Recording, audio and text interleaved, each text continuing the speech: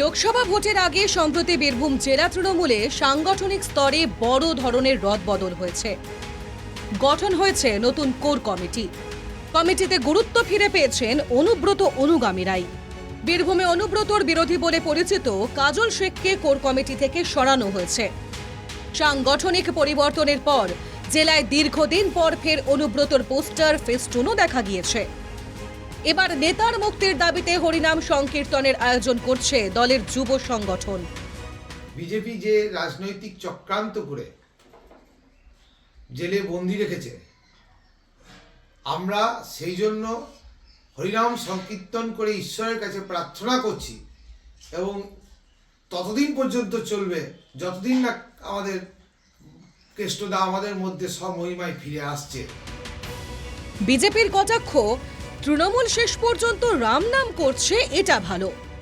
তবে তাদের দাবি অনুব্রত জামিন পাবেন না।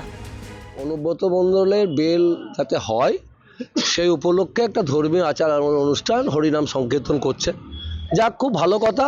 তৃণমূলের মূর্খ সৈনিকরা হরিনাম করছে মরণকালে রাম নামের মতন, ভালো লাগছে। তো যে টাইম পাবে তাদের এই ভোট তো দূরের কথা, 2024-2029-এর আগেও তার মুক্তির কোনো আশা নেই।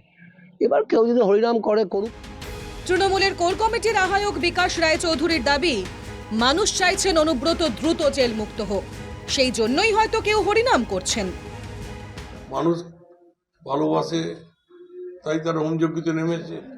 ওই মানুষটা যদি বীরভূমে যত তাড়াতাড়ি ফিরে আসবে, মনে করছি বীরভূমের উন্নয়ন হয়েছে, আরও উন্নয়নটা যেটুকু বাকি আছে সেটা পূরণ হবে, এটা মানুষের উচ্ছ্বাস।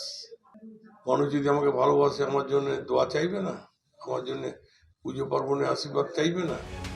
গরু পাচার কাণ্ডে সিবিআই গ্রেপ্তার করেছে অনুব্রতকে। 10 মাসেরও বেশি সময় তিহার জেল বন্দী অনুব্রত। এখন দেখার কত দ্রুত অনুব্রতর জেল মুক্তি ঘটে। বীরভূম থেকে শুভদীপ পালের রিপোর্ট, NKTV বাংলা।